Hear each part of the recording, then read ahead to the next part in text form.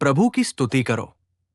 हमारे प्रभु यीशु मसीह के नाम पर मैं होसन्ना मिनिस्ट्री की ओर से आप सभी को हार्दिक बधाई देता हूं।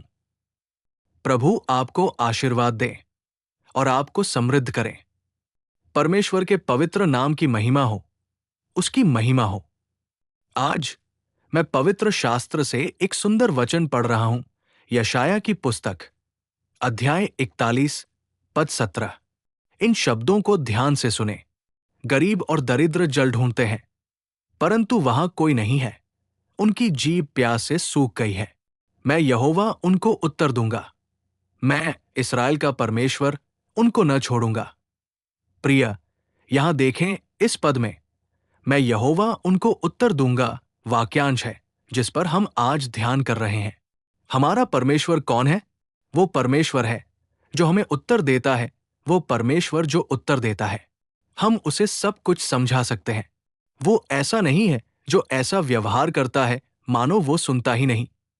वो ऐसा नहीं है जो सुनने के बाद अपना चेहरा छिपाता है सिर्फ इसलिए कि उसे ये पसंद नहीं है। वो चुपचाप चले जाने वाला नहीं है। वो हमें उत्तर जरूर देता है। वो हमें जवाब देता है। अगर हाँ तो हाँ, अगर नहीं तो नहीं।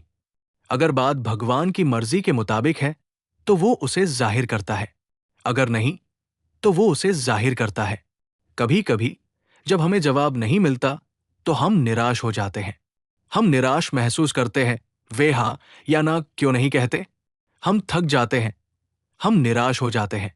कुछ स्थितियों में यहां तक कि जब कोई छोटी सी बात भी किसी को बताई जाती है, अधिकारियों या बड़ों को, तो वे देरी करते हैं। वे समय लेते हैं। ऐसे दिनों में हम निराश हो जाते हैं। हम उनसे नाराज हो जाते हैं। वे जवाब क्यों नहीं दे सकते? वे जवाब क्यों नहीं देते? हम भड़क जाते हैं। लेकिन जब हम अपने भगवान के बारे में पढ़ते हैं तो उनमें एक खूबसूरत गुण यह है कि वे हमें जवाब जरूर देते हैं। वे हमें जवाब देते हैं। अगर हमने कोई फैसला, आशीर्वाद या धन संपत्ति मांगी है, चाहे वो कुछ भी हो, जब हम उनके सामने विनती करते हैं तो वो विनती कभी व्यर्थ नहीं जाती। हमें ये कभी नहीं भूलना चाहिए। बहुत से लोग ऐसे वाक्यांशों का उपयोग करते हैं। ठीक है, हमने कहा, देखते हैं कि ऐसा होता है या नहीं, या वो देता है या नहीं। वे ऐसे संदेह और अविश्वास में रहते हैं। लेकिन परमेश्वर का वचन ऐसा नहीं कहता। वो हमें उत्तर देता है। वो हमें उत्तर देता है। वो हमारी प्रार्थनाएं सुनता है। वो उत्तर देता है। इस दुनिया में लोग उत्तर नहीं दे सकते। कुछ लोग, चाहे आप कितनी भी बार कुछ कहें, इसे दिल से नहीं लेंगे। लेकिन हमारा प्रभु ऐसा नहीं है। वो उत्तर देने वाला परमेश्वर है। वो हमें उत्तर देने वाला परमेश्वर है। अब उत्तर देकर वो क्या करता है? यदि हम शास्त्रों को पढ़ना जारी रखते हैं तो इस श्लोक में हम एक सुंदर कथन पढ़ते हैं। मैं इस्राएल का परमेश्वर उन्हें नहीं छोड़ूंगा।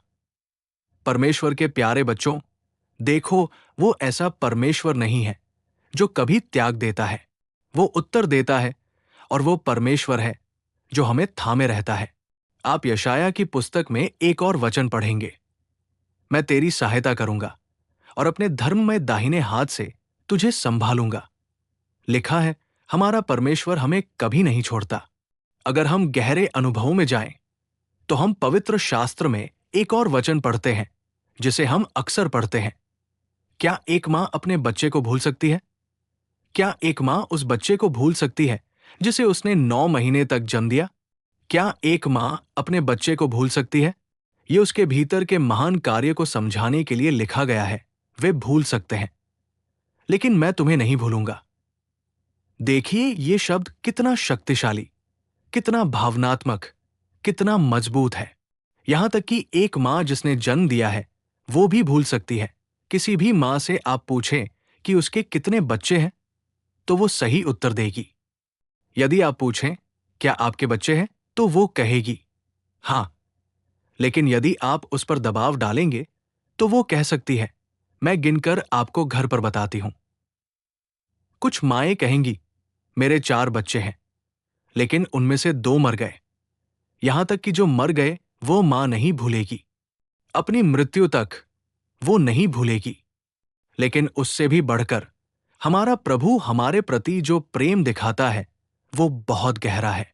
एक माँ अपनी मृत्यु तक अपने बच्चों के साथ अपने पैर फैला सकती है, लेकिन हमारा परमेश्वर सर्वशक्तिमान है, वो मरता नहीं है। वो हमें कैसे भूल जाएगा? वो हमें कैसे छोड़ देगा? वो त्यागने वाला नहीं है। हम भजन संहिता में पढ़ते हैं, प्रभु अपने लोगों को नहीं त्यागेगा। मैं इस श्लोक से आपको जो बताना चाहता हूं वो ये है, वो आपको उत्तर देता है।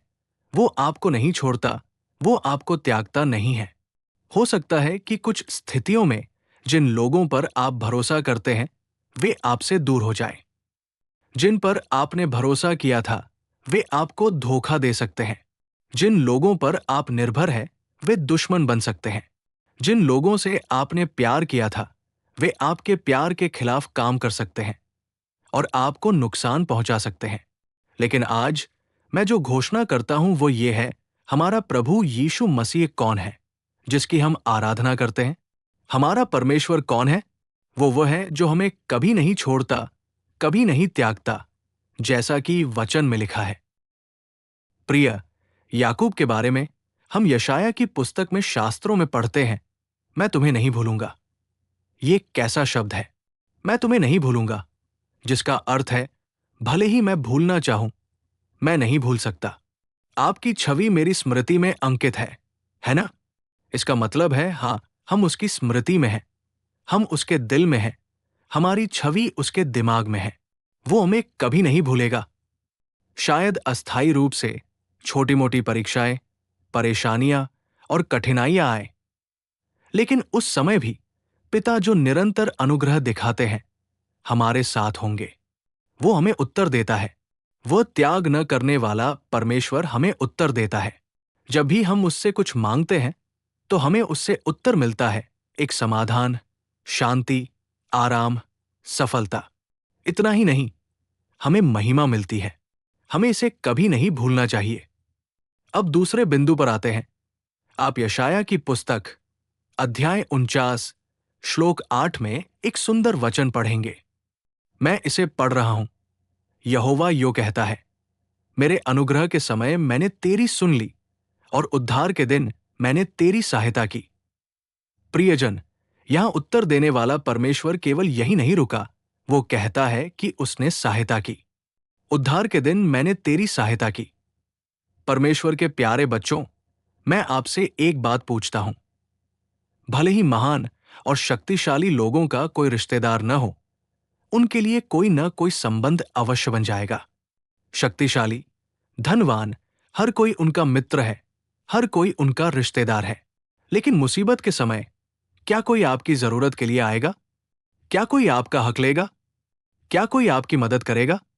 जब मुसीबत हमें घेर लेती है, जब हम पर खतरा आता है, तो लोग पूछते हैं कि हम आपके साथ क्यों खड़े हों। वे खुद को दूर कर लेते हैं। ये मानव स्वभाव है, लेकिन हमारा प्रभु ऐसा नहीं है। यहां जो लिखा है वो है, अनुग्रह के समय मैंने तेरी विनती सुनी और तुझे उत्तर दिया। उसने तेरी विनती सुनी। जब हम मुसीबतों, कठिनाइयों, मुश्किलों और नुकसानों में होते हैं तो वो हमारी विनती सुनता है। वो हमारा सहारा बनकर हमारी मदद करने वाले ईश्वर के रूप में प्रकट होता है। सच में, कुछ स्थितियों में अगर आज हम किनारे पर पहुंच गए हैं तो इसका कारण ये नहीं है कि किसी ने हमारी मदद की। अगर आज हम गवाह के रूप में जीवित खड़े हैं तो इसका कारण ये नहीं है कि किसी ने हमारी मदद की। कुछ मामलों में हम जानते हैं कि जिनसे हमने मदद की उम्मीद की थी, उन्होंने हमारा हाथ छोड़ दिया। उसी तरह अगर ईश्वर ने भी हमें छोड़ दिया होता तो हमारी स्थिति क्या होती? हम कहाँ होते? लेकिन वो शक्तिशाली, प्रेम करने वाला पिता वो ऐसा ईश्वर नहीं है जो दूसरों की तरह छोड़ देता है। अनुग्रह के समय हमारी विनती सुनकर उसने हमारी मदद की। मेरे प्यारे भाइयों और बहनों, हम उस मदद करने वाले ईश्वर की छाया में रह रहे हैं। हम उस ईश्वर की उपस्थिति में खड़े हैं जो मदद करता है। हम कितने धन्य हैं, कितने भाग्यशाली हैं। मैं आपको शास्त्रों की एक कहानी याद दिलाना चाहता हूं जिसे आप अच्छी तरह से जानते हैं। जब प्रभु यीशु पानी पर चल रहे थे तो पतरस ने पूछा, यदि ये आप हैं तो मुझे अपने पास आने की आज्ञा दे। प्रभु ने खुशी खुशी उसका स्वागत किया। उसने ये कहते हुए उसका तिरस्कार नहीं किया, मैं सर्वशक्तिमान परम प्रधान परमेश्वर का पुत्र हूं, तुम मेरे जैसा कैसे चल सकते हो? नहीं, जब पतरस ने उसके जैसा चलने की इच्छा की तो उसने उसका स्वागत किया और कहा, आओ। ये कहानी सर्वविदित है, इसलिए मैं इसे संक्षिप्त रखूंगा। पतरस ने उसकी ओर देखते हुए चलना शुरू किया। वो यीशु की तरह पानी पर चल सकता था। उसे देखते हुए पानी पर चलना आसान था। अच्छा होता अगर वो यीशु को देखता रहता, लेकिन पतरस ने आसपास के वातावरण, समस्याओं, पानी के बहाव, हंगामे, लहरों की ओर देखा और वो डूबने लगा। फिर जब पतरस ने बचाए जाने के लिए पुकारा, तो परमेश्वर का वचन कहता है कि यीशु ने अपना हाथ बढ़ाया और उसकी मदद की। मेरे प्यारे भाइयों और बहनों, जब पतरस डूब रहा था, तो परमेश्वर ने उसका हाथ नहीं छोड़ा। उसने ये नहीं कहा, तुमने अनावश्यक चीजों की इच्छा की, तुमने हानिकारक चीजों की लालसा की, तुम्हारा अभिमान, तुम्हारा अहंकार, तुम्हारा लालच तुम्हें इस स्थिति में ले आया, अपने कर्मों को भुगतो। प्रभु ऐसे ही नहीं चले गए। वे ईश्वर है जो कमजोरी में मदद करते हैं। वे ईश्वर है जो मासूम अज्ञानता में डूबे हुए व्यक्ति की मदद करते हैं। भले ही कोई व्यक्ति जाने अनजाने में गलत तरीके से गहरे में चला गया हो, हमारे प्रभु यीशु मसीह ईश्वरीय प्रेम से भरे हुए हैं, जो उठाने और बचाने के लिए अपना हाथ बढ़ाते हैं। इसीलिए प्रभु ने पतरस को नहीं छोड़ा, उन्होंने पतरस को उठाया और उसे अपने पैरों पर वापस खड़ा किया, जैसा कि सच्चा वचन घोषित करता है। इसलिए मेरे प्यारे भाइयों और बहनों, वो आपको जवाब देता है, वो आपकी मदद करता है। आप जिस भी स्थिति में टूटे हुए हैं, आर्थिक रूप से, शारीरिक रूप से, आध्यात्मिक रूप से, जो भी स्थिति आपके संकट का कारण बनी है, प्रभु इसे जानता है। वो निश्चित रूप से आपकी मदद करेगा। वो आपको ऊपर उठाएगा, वो आपको स्थिर करेगा, वो आपको ऊपर उठाएगा। मैं आपको एक और शब्द याद दिलाऊंगा। ये भजन 138 3 का शब्द है। मैं इसे पढ़ रहा हूं। जिस दिन मैंने पुकारा, तूने मुझे उत्तर दिया। तूने मेरी आत्मा में बल देकर मुझे हियाव दिया। परमेश्वर के पवित्र नाम की जय हो। यहां देखें, उसने उत्तर दिया और मुझे प्रोत्साहित किया। उसने मुझे प्रोत्साहित किया, ऐसा कहा जाता है। उसने मुझे मजबूत किया, ऐसा कहा जाता है। ये सच है। आज मनुष्य को जिस चीज की जरूरत है, वो है साहस। सच में आज ये साहस है। भले ही कुछ न हो, निराशा व्यक्ति को कमजोर कर देती है। अगर कोई छोटी सी स्वास्थ्य समस्या उत्पन्न होती है, निराशा। अगर कोई छोटी सी पारिवारिक समस्या उभरती है, निराशा। अगर नौकरी में, खेती में या हमारे हाथों के काम में कोई छोटी सी कमी है, आज लोग कांप रहे हैं, हिल रहे हैं, दिल पर हाथ रखे हुए हैं, चिंतित है। ये वो परिस्थितियां हैं जो हम आज अपनी आंखों से देख रहे हैं। निराशा भी शैतान का एक ज्वलंत तीर है। किस तरह की निराशा? डर, क्या होगा, क्या होने वाला है, मेरे बच्चों का क्या होगा, मेरे परिवार का क्या होगा, मेरा क्या होगा, मेरा क्या होगा, मेरा क्या होगा। यही डर, आप बहुत से शास्त्रों को पढ़ेंगे, पवित्र बाइबल कहती है, डरो मत, डरो मत, डरो मत।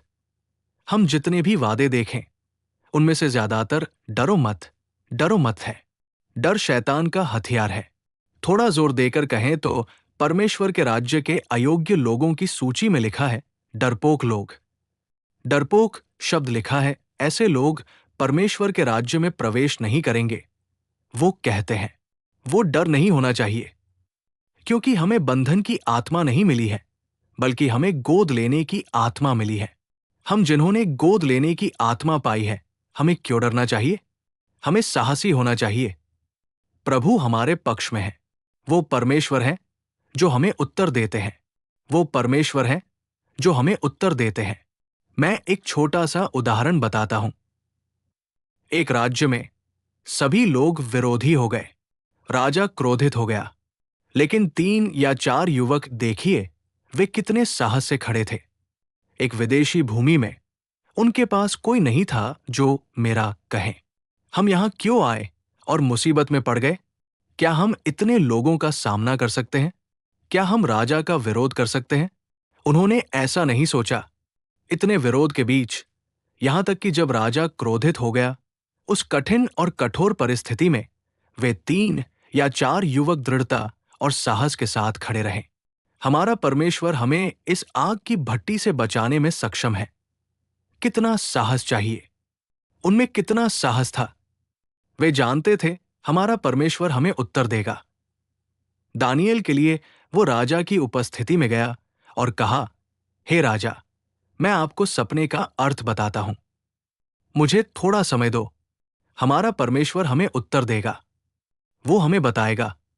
कितना साहस चाहिए! ये सभी हमारे गुणों में से होने चाहिए। हमें इन्हें विकसित करना चाहिए। धर्मी लोग सिंह की तरह साहसी होंगे, शास्त्र कहता है। इसलिए हम जिन लड़ाइयों का सामना करते हैं, जिन परिस्थितियों का सामना करते हैं, चूंकि हम विश्वास की यात्रा पर हैं, हमें विश्वास की इस जीत को देखना चाहिए और हार का भागीदार नहीं बनना चाहिए। मैं सिर्फ एक उदाहरण दे रहा हूं। वे सभी जो महान ऊंचाइयों पर पहुंचे, उनमें से कोई भी बिना संघर्ष के वहां नहीं पहुंचा। कई परीक्षण, कई परेशानियां और उस अंतिम चरण में, जो अंतिम चरण में मोड़ लेते हैं, वे ही उठ खड़े होते हैं। तो हमें क्यों थकना चाहिए?